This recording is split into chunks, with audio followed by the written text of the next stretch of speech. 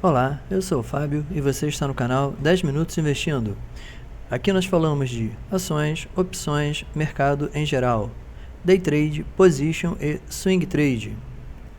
Eu quero aproveitar também para agradecer aos inscritos e aos novos inscritos. Continue divulgando o nosso canal. E se você está chegando agora, já deixe seu like, se inscreve e ative o sininho para receber as nossas notificações. Então, roda a vinheta e já voltamos com o vídeo.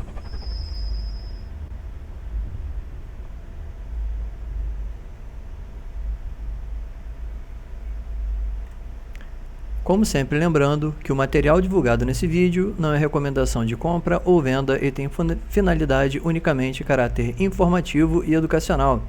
Assim como as empresas descritas não são recomendação de compra, venda e investimento, sendo única e exclusivamente do investidor a tomada de decisão ou abertura de conta nas corretoras ou bancos que ora sejam citados. E o nosso assunto de hoje é a nossa série e o mercado, o Trend Topics de final de semana que deixa a par dos possíveis movimentos que irão acontecer no mundo e no mercado de ações durante a próxima semana que nós estamos para iniciar. E como sempre, nós temos inicialmente as perspectivas de IBOV e índice, apresentação de resultados, pagamentos de juros e dividendos programados para a semana e fatores externos ao mercado que podem impactar no mercado financeiro nos próximos dias. E para começar, começamos com as perspectivas do IBOV e do índice futuro, respectivamente o índice do IBOV e o dólar. Então vamos para o gráfico e vamos começar, como sempre, pelo IBOV. O IBOV, depois de conseguir romper o topo histórico na casa dos 120 mil pontos na semana passada, chegando a fechar a 125 mil pontos, com uma alta somente na sexta-feira de 2,20%, abriu a segunda-feira com uma tendência de baixa e recuou 1,46%.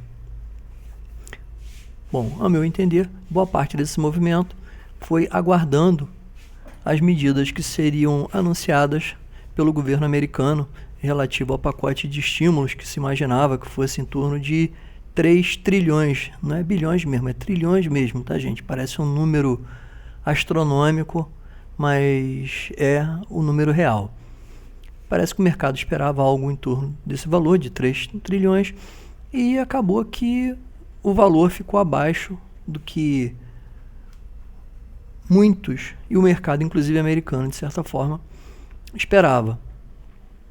Na terça-feira, ele ainda chegou a ensaiar um movimento de alta, subindo 0,60, porém na quarta-feira voltou a realizar mais uma vez, no dia 13, fechando com mais uma queda de 1,67, né, e voltando para o fechamento para casa dos 121 mil pontos, já próximo ao último topo rompido, né, da última região, na realidade, ali em torno de 119.500 pontos aproximadamente.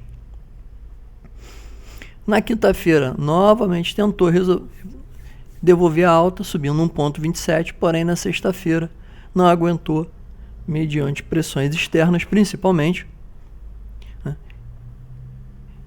e acabou fechando na casa dos 120.348, com uma queda de 2,54% somente na sexta-feira, resultando numa queda total de aproximadamente 3,75% na semana. Bom, pode ser considerado um movimento de reversão? Ao meu ver, ainda não. Eu vou ser bem sincero, como várias vezes eu falei, eu não esperava, de certa forma, que o IBOV rompesse essa região dos 120 mil pontos da forma que rompeu, né, e alcançasse as máximas ali, já chegando a valores de 125 mil pontos, né? Eu esperava até que ele ficasse consolidado um pouco mais de tempo ali do lado, mas acabou rompendo, foi e voltou. Por quê? Na realidade, muita gente aproveitou esse rompimento para fazer uma realização ou total ou parcial de algumas posições que muita gente já vinha carregando. Principalmente quem comprou naquela região ali dos 88, né, mil pontos a primeira vez, e no segundo toque naquela região ali dos 93 mil pontos. Mais ou menos aqui, ó.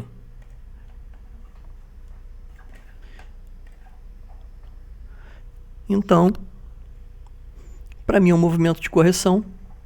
Não vejo ainda desespero para pensar, por exemplo, numa reversão e voltar, vamos dizer assim, lá para casa dos pontos, até porque, a meu ver, os pontos agora são 119 mil pontos, seria o primeiro suporte, né? Que foi o suporte do rompimento dos dois candles da quinta e da sexta-feira da semana passada, que criou aquela máxima dos 125 mil pontos.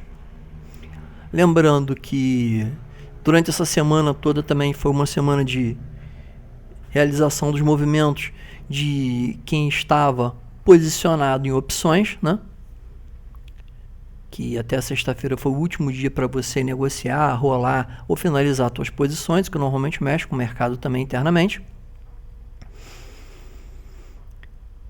E o próximo ponto, né, que seria o próximo ponto de suporte, seria naquela casa ali dos 115, 114 mil pontos, né, que foi o topo rompido lá de trás, né? Deixa eu puxar ele aqui.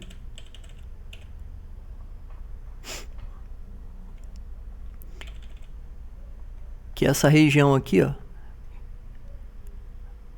aonde iniciou toda a queda lá no finalzinho de fevereiro, né? No dia 26 e 28 de fevereiro.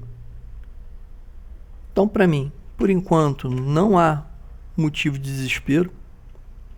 Olhando para os indicadores, os movimentos tanto de compra como os de venda têm sido bem acima da média do mercado, né?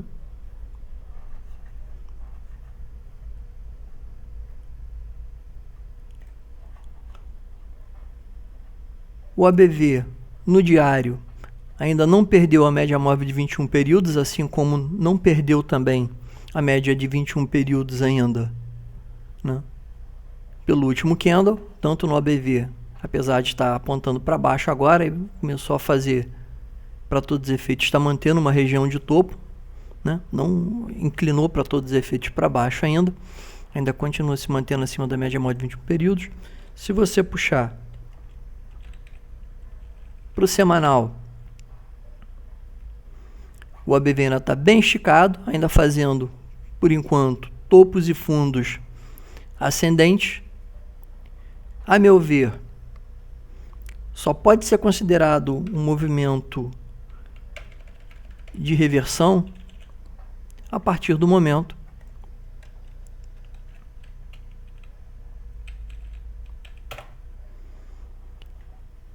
em que no diário nós perdemos essa região aqui dos 115 mil pontos. Aí pode ser que ele volte para a região de suporte ali entre 105 e 106 mil pontos, ou então na região aqui da média móvel de 72 períodos na casa dos 111. Mas por enquanto eu não vejo motivo nenhum para desespero. Agora, se você já vem, por exemplo, comprado lá dos 88, 94, 93 mil pontos, por exemplo, naquele segundo toque, né, que propiciou todo esse movimento de alta, pode ser um momento para se fazer uma realização parcial de lucro das posições que estão abertas, tá? Lembrando mais uma vez que isso aqui não é recomendação de compra ou venda, é simplesmente a minha visão do mercado, do que pode acontecer nos próximos dias. Como eu falei, pelos indicadores, ela continua. Se você utilizar os indicadores das bandas de Bollinger, para todos os efeitos, ela se mantém acima da média móvel do centro da banda. Ainda não representa uma tendência de baixa.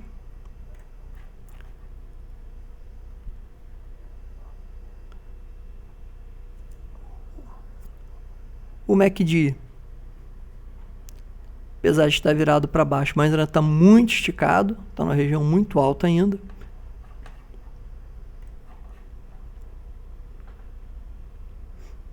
O estocástico, como antecipador de movimento, para todo efeito, ele já cruzou de cima para baixo, né? Na realidade já está voltando, já está quase voltando, né? Na região de 20 ali, que seria novamente aqui, ó, mais ou menos, na região entre 15 e 20, que já seria novamente uma região de compra, né? Nada demais. O ABV continua acima da média móvel. No diário, como a gente viu, ele ainda continua fazendo topos e fundos, mantendo um valor sem grande inclinação.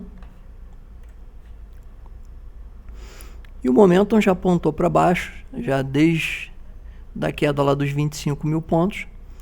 E já estava quase que chegando ali no ponto onde normalmente o mercado ele retorna a ganhar força. Porém, eu só tenho 2 indicadores apontando para baixo para todos os efeitos e o resto dos indicadores apontando para cima. Não dá para levar, como eu falei, por enquanto, para mim parece um movimento de realização de lucro, né? Já porque são valores que o mercado não chegou e ainda há uma certa instabilidade no ambiente total, vendo questões, vamos dizer assim, que estão acontecendo internamente relativo a desempenho, vamos dizer assim, de questões ligadas à área da saúde e tal, e outras coisas, né? Tanto aqui quanto fora do Brasil. Algumas questões monetárias que eu vou deixar para falar um pouquinho mais para frente no vídeo.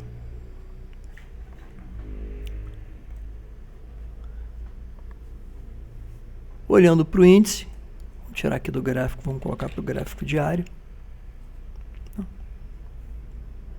O movimento é o mesmo do Ibov, né? Claro, tem uma pequena variação porque o Ibov ele fecha antes, né, as negociações do que o índice, então às vezes há uma variação dos valores, né? Estamos com uma queda total também no Ibov da ordem de 3,31 na semana. Só na sexta-feira foi uma queda de 2,31 no total, relativo ao valor de abertura do mercado. Porém, continua como o Ibov na mesma situação, ainda acima da média de 21.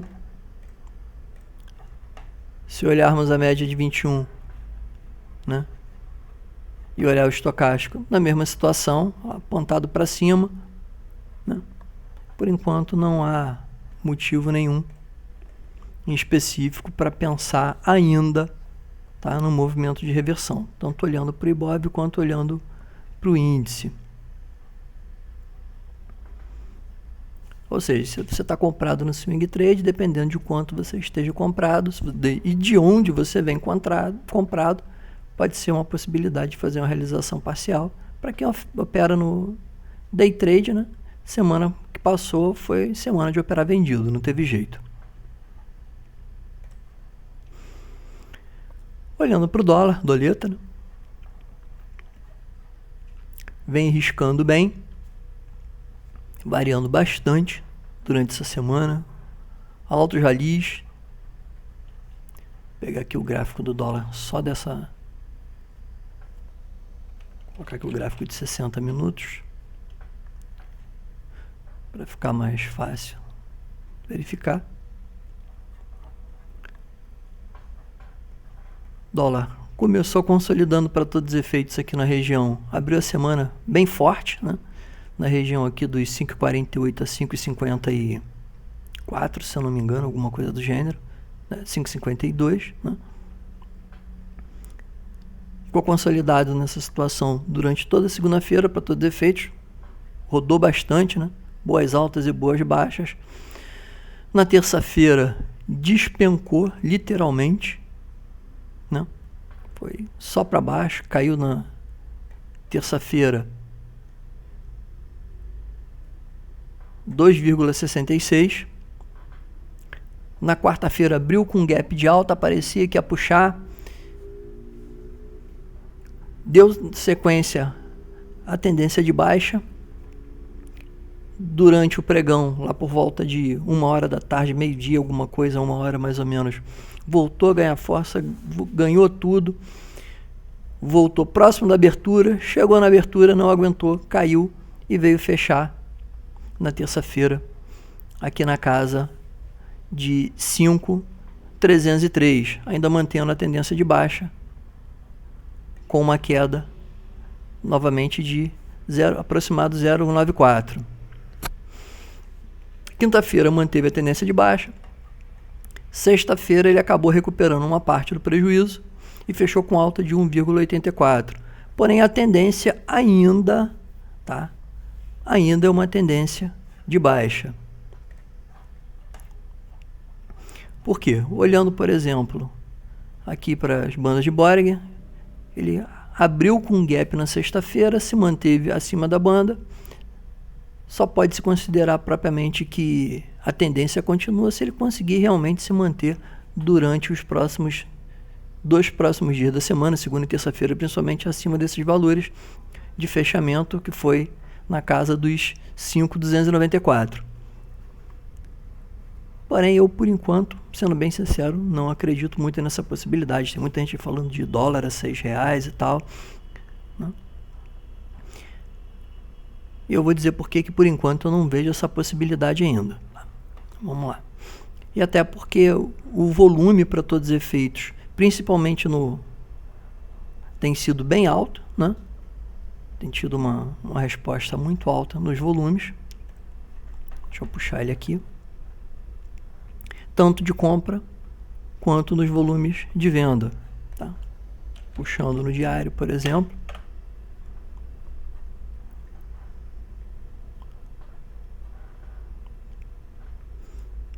Nós vemos que tivemos bons volumes de compra e bons volumes de venda, mantendo-se para todos os efeitos dentro do esperado do mercado, né? Volume de negociações.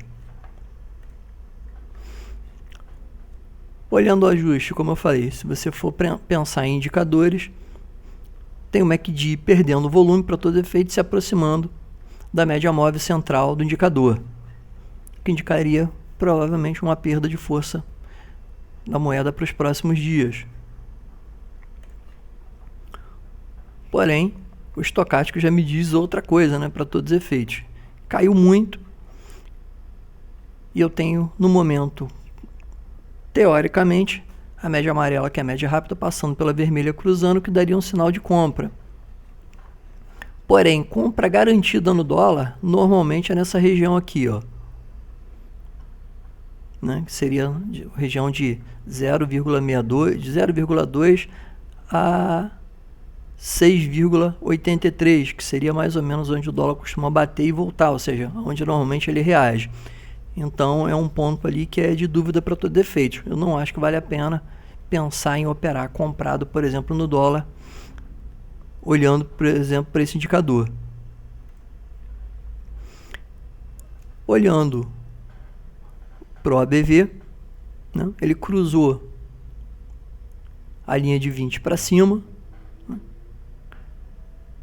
chegou a bater na linha de 20, repicou, por enquanto apontando para cima,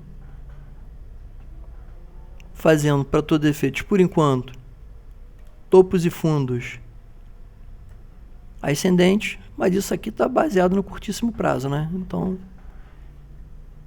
eu não vejo ainda um movimento tão forte de alta para o dólar, apesar de os dias que houveram esse movimento de alta ter tido um volume de negociação bem alto.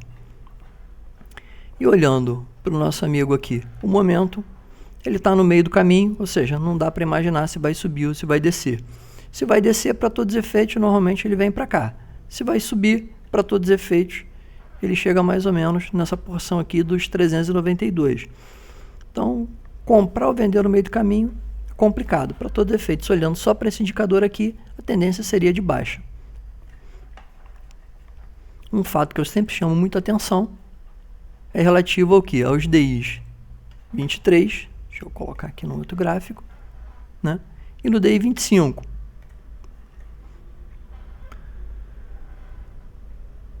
E aqui, para todos os efeitos, explica, né, a tendência de alta do dólar nos últimos dias.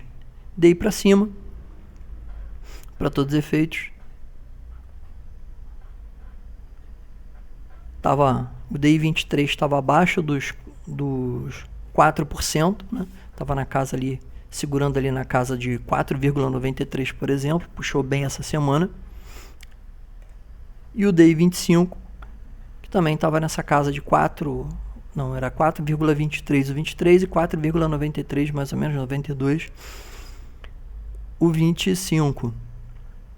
Puxaram bem o 23 e o 25. O 25 está na casa de 6%, 6,5%.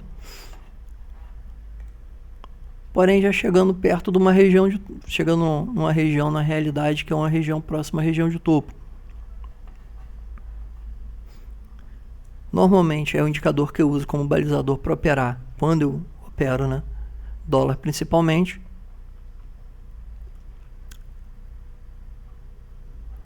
Vai depender muito do que vai acontecer, principalmente no ambiente político durante essa semana.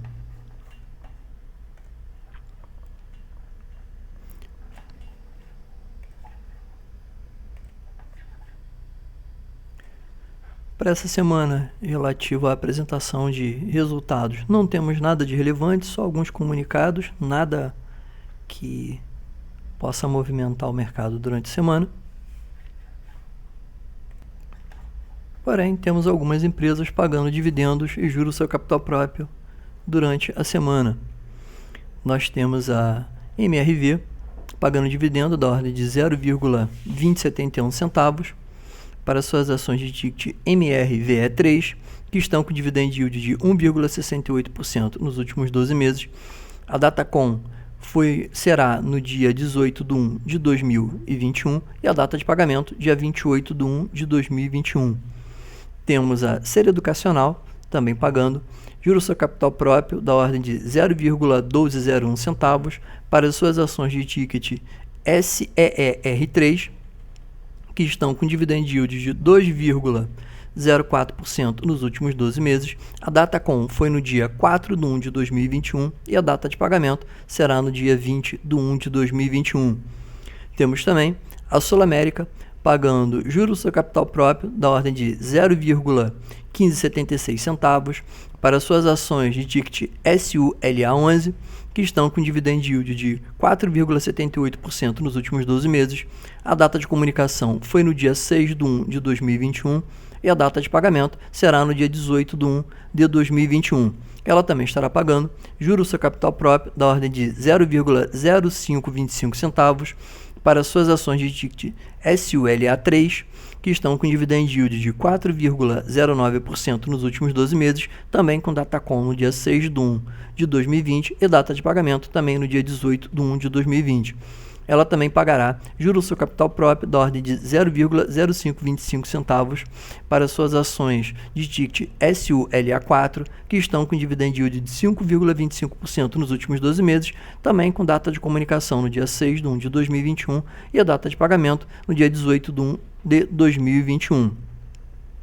Temos também o Itaú pagando juros sobre capital próprio da ordem de 0,0502 centavos para suas ações de ticket ITUB3, ou seja, ITUB3, né, como o pessoal costuma chamar, que estão com dividend yield de 4,67% nos últimos 12 meses.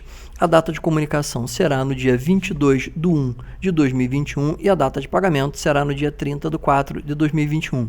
Ela também estará pagando juros sobre capital próprio da ordem de 0,0502 centavos para as suas ações de ticket ITUB4, que estão com dividend yield de 4,16% nos últimos 12 meses, também com data de comunicação no dia 22/1 de 2021 e a data de pagamento dia 30/4 de 2021.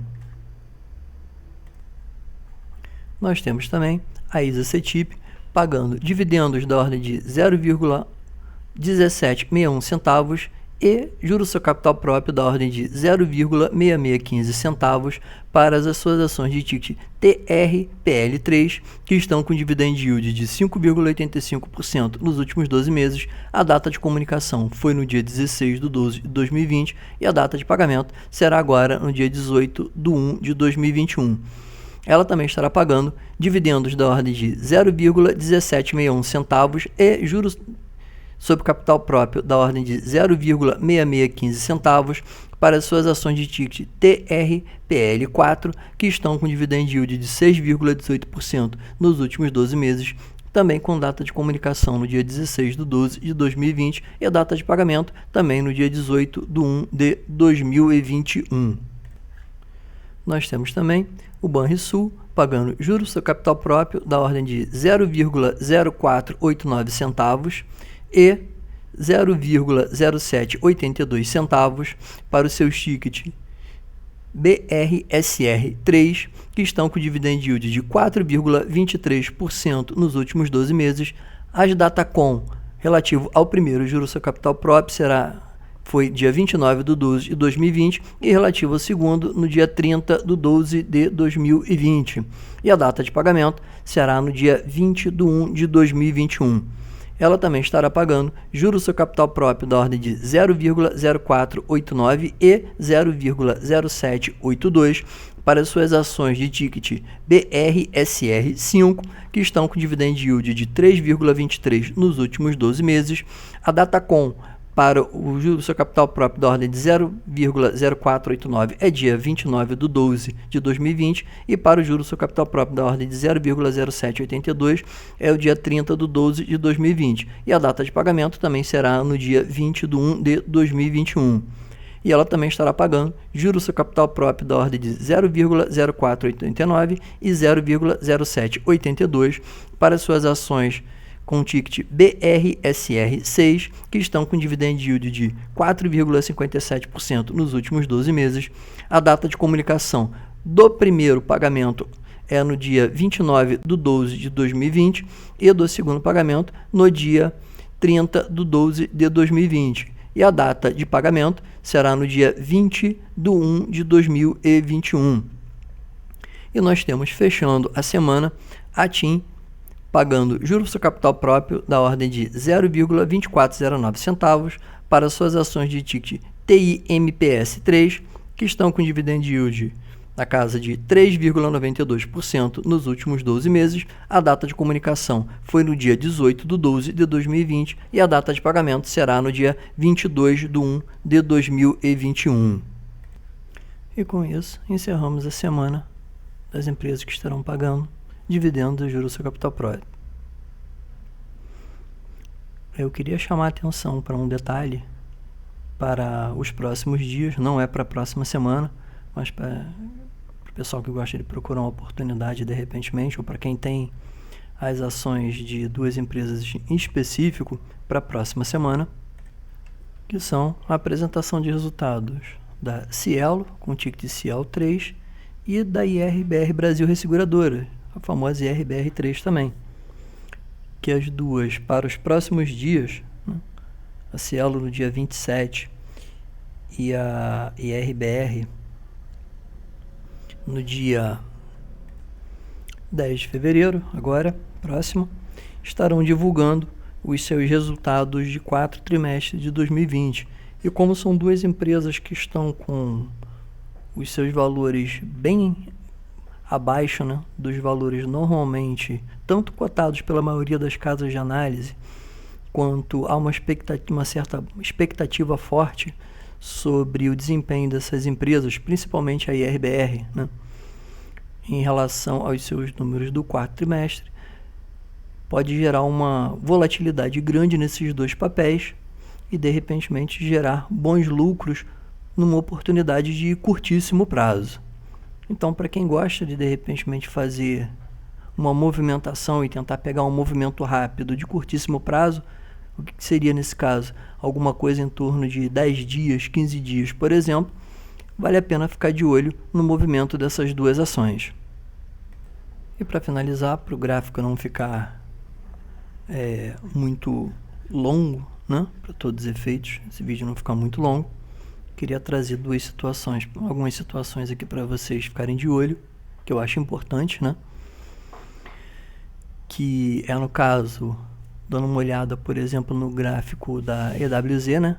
Que é um índice que replica, né, o movimento das ações brasileiras listadas nas bolsas americanas, né? que normalmente é muito parecido com o movimento que acontece na nossa Bolsa Brasileira e que vem para todos os efeitos a ir de encontro com aquela colocação que eu falei de não achar que, por exemplo, que ainda seja um momento ou um movimento de reversão da nossa Bolsa, pelo menos por enquanto. Até porque, olhando para a WZ, a gente está aqui num movimento de consolidação para todos os efeitos, né? O que seria considerado uma possível realização? Caso ele venha para perder, o EWZ no caso, né? Essa linha aqui dos R$36. Aí realmente pode ser que ele realmente entre no movimento de realização mais forte. E qual seria o próximo ponto? Seria na abertura aqui do gap, na casa dos 34, e depois o próximo movimento na casa dos 30, aqui em torno de 33, 32,90 mais ou menos. Então é algo para ficar de olho, que normalmente ele acompanha bem e pode servir como um antecipador de movimento, tá? O outro índice importante é olhar o DXY, né? Um D, por exemplo, que é um indicador de moeda americana. A gente não está falando aqui simplesmente no movimento da moeda americana do Brasil, a gente está olhando o movimento de uma forma geral. E a gente vê que essa alta do dólar, principalmente, não é exclusiva do nosso país, né? A alta do dólar, como dá para se notar, ela aconteceu na moeda de uma forma global. Então, não é apenas conosco. E, inclusive, no momento, lá, esse índice já está aberto, inclusive, e já tem uma valorização aqui de 0,14, né? Então a gente consegue enxergar que há uma possibilidade, por exemplo, de o dólar amanhã abrir para cima. Possibilidade se ele continuar nesse mesmo movimento. Eu estou gravando esse vídeo, eu não sei se vocês conseguem ver, imagino que sim, né? Já são 1h27 da manhã, né? Já do dia 18, ou seja, para todos os efeitos já é segunda-feira. Então nós já temos algumas bolsas já no pré-market, por exemplo, né? O índice de futuros dos emergentes, né, na qual o Brasil faz parte dessa cesta, por exemplo, de índice, né? A gente vê que também não é um caso exclusivo do Brasil, né? O índice também ele está fazendo um movimento de realização também, porém, como a gente pode ver aqui, ó, ele perdeu a móvel de 21 e para todos os efeitos ainda está acima da média móvel de 72, porém ainda dentro do movimento de consolidação, onde seria propriamente também um movimento que justificasse uma correção maior. Se ele perder essa casa aqui dos 1.342, por exemplo, entre 1.342 e 1.340, né? 1.342 a 1.332, mais exatamente. Aí pode-se pensar realmente que a tendência de alta que tinha sido criada no curto prazo tenha se encerrado e haja um momento de maior acomodação das ações e dos valores, tá? Olhando um pouco mais, nós temos o futuro de petróleo, que para todos os efeitos fechou em baixa, né?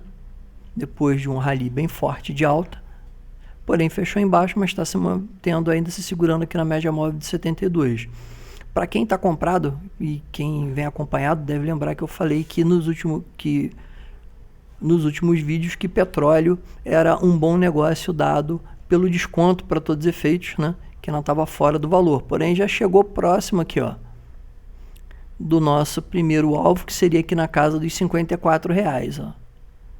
Já chegou a bater na casa dos R$54. Qual seria o próximo alvo? Bom, o próximo alvo seria aqui na casa de R$59,60, mas eu não acredito que esse valor vai ser atingido, pelo menos por enquanto. Eu acho que ainda vai acontecer uma correção, né?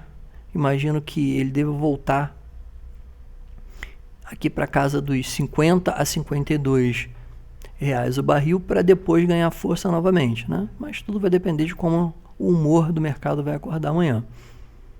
Por último, a soja, que vinha numa tendência forte de alta, aqui, ó, no momento também realizando um pouquinho, porém ainda dentro do movimento que seria considerado o movimento consolidação. Para todo efeito, só pode considerar que ele perdeu também se ela voltar aqui para os 13.704, né, que seria o primeiro ponto, e depois o segundo ponto seria aqui na base dos 12.960, né, 12.96,0 na realidade. Então, gente, por isso que às vezes é interessante a gente ficar de olho nesses indicadores, né, que não levam em consideração apenas o que está acontecendo internamente no país, e sim que pegam de certa forma um olhar mais global de como está o movimento de determinados ativos no mundo inteiro. Para fechar, para quem gosta de Bitcoin, depois de uma queda forte, que eu falei inclusive na semana passada, voltou, ganhou um pouco, bateu na média móvel de 20 e voltou realizando novamente. Bom, já começou para todos os efeitos, né? Está fazendo para todos os efeitos a gente olhar aqui, por enquanto, topos e fundos descendentes, né? Depois de bater, estourar a máxima ali, chegar aos 42 mil, né? Agora voltou realizando até os 35, até onde pode ir esse movimento eu não sei propriamente dizer, até porque eu não estudo tanto Bitcoin. O Ethereum, né? Não sei, não conheço a pronúncia correta. Fazendo um movimento bem parecido, mas se segurando ainda para todos os efeitos, né? Acima da média móvel de 72. Diferente do Bitcoin, que para todo efeito já perdeu as duas médias, porém aqui a de 72 ainda continua apontando para cima, o que ainda não indica um movimento baixista. Mas para quem tem Bitcoin, para quem tem moeda digital, eu tenho alguma coisinha pequena na minha carteira, nada que eu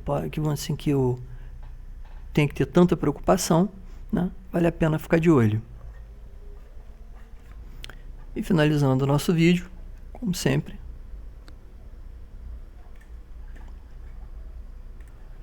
se esse vídeo te ajudou, inscreva-se, ative o sininho para receber novas notificações, deixe seu like e, é claro, compartilhe para que mais pessoas conheçam o nosso canal. Se você não gostou também, não tem problema, deixe nos comentários, que todo comentário, para todo efeito, é bem-vindo, que faz com que a gente melhore a qualidade dos nossos vídeos. E como sempre, um muito obrigado a todos e bons investimentos.